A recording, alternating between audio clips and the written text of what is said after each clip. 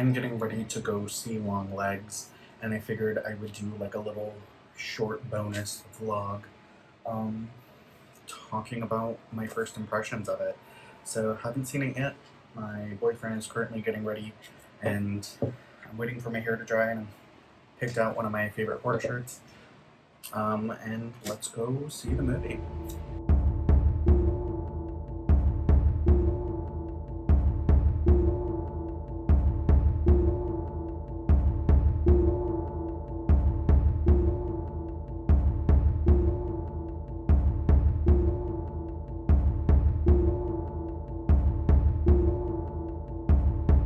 Okay, I've recorded this entire segment and my microphone was off. So let's do it again. All right, so as we all know, we went to go see Longlegs, which was released May 31st of 2024. I know I'm very late on this one, but I was in the process of moving.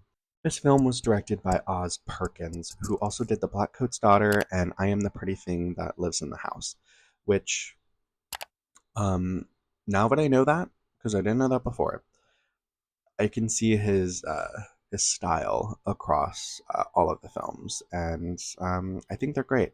Which also explains why what's her name, Karina Shipke, Kira Shipke, Sabrina the Teenage Witch. I don't know how to say her name. This girl. Anyway, onto the synopsis.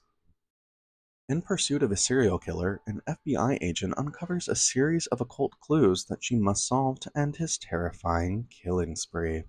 That's it in a nutshell. This is a spoiler free review, by the way, so I'm going to try to dance around things and be as vague as possible so I'm not an asshole that ruins it for someone who hasn't seen it yet. And there's lots of videos that I want to watch after I edit this about other people's opinions because I'm very excited. So far, I haven't really looked at anything. The first thing I love about this movie is the originality. I haven't really seen a movie like this, and that's really hard to do, especially with the serial killer story, to stay original. The closest thing I can think of is maybe The Silence of the Lambs, but even then, it's not anything like that film.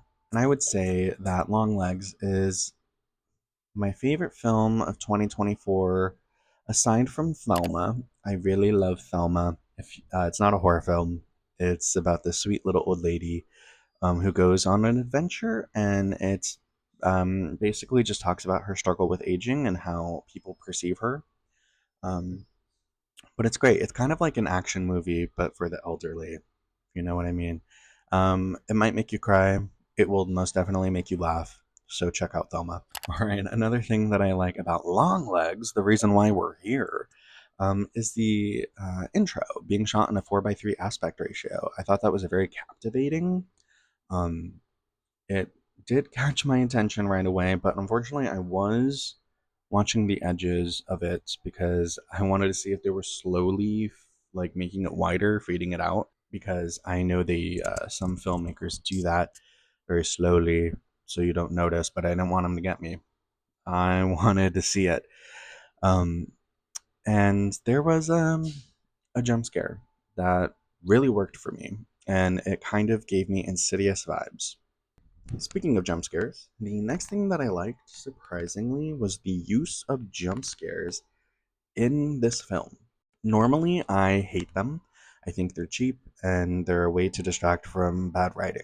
And I think horror directors of recent years are relying way too heavily on jump scares. But the jump scares in Longlegs are not distracting from the story. In fact, I think they're kind of immersive because, for most of them at least, the audience isn't the only one that's reacting to them, it is also the characters on screen.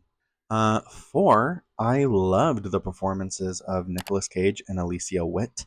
I didn't even know that was Nicolas Cage. I had no idea he was in this movie until I think it was in the title cards. I saw his name and I looked at my boyfriend and I was like, there's no way that's Nicolas Cage. There's no way. And he said, mm-hmm, mm-hmm. So, also throughout the film, couldn't tell it was Nicolas Cage, so it wasn't distracting to me. So fantastic job, Mr. Cage. Also, Alicia Witt might be weird, but I love her voice so much. she reminded me of this voice actor on the No Sleep podcast, and I had to make sure it wasn't her. But absolutely fantastic performances, and by everyone. I mean, everyone was so awkward, but not in a way that like they were bad actors, but like their characters were so uncomfortable in their skin and existing in this world, and you could just feel it. Like it was awkward. I want to say it was like awkward dialogue, but like it wasn't the writing and it wasn't the performances. It was just like the tension was super weird, and I think it was really good. So yes, the performances fantastic. And next up, I would say are the subtle supernatural elements in the film. So there's like a lot of really light overlays and like things in the background that a few of them made me jump. And you really had to pay attention because my boyfriend didn't even notice them until the very end when, the entire film I was like, "Did you see that?" He's like, "Oh, what are you talking about?" So I would say pay close attention, and if you don't see it on the first watch, I would watch a second time. That way you're not distracting yourself from the story.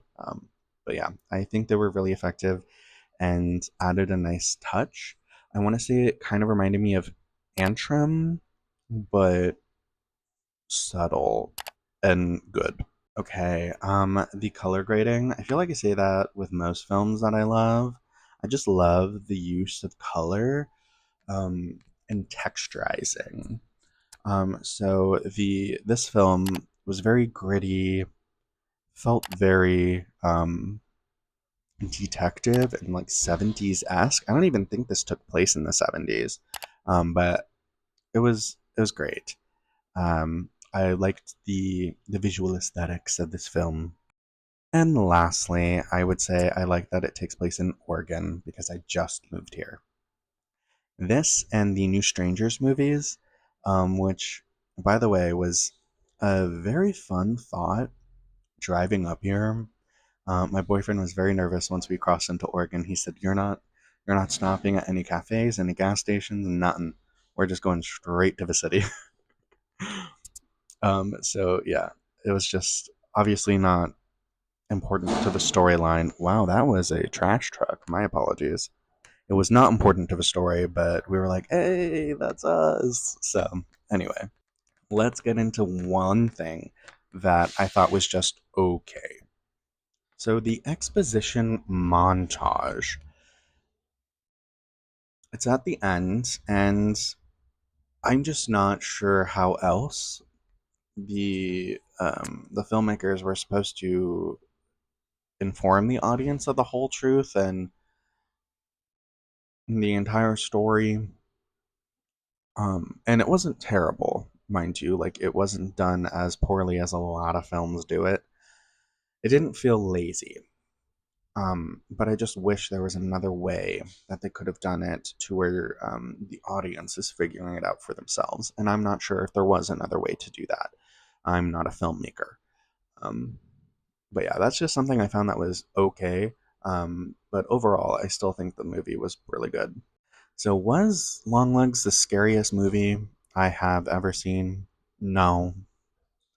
Was Longlegs a great film and an absolute must watch? Yes, yes, it was.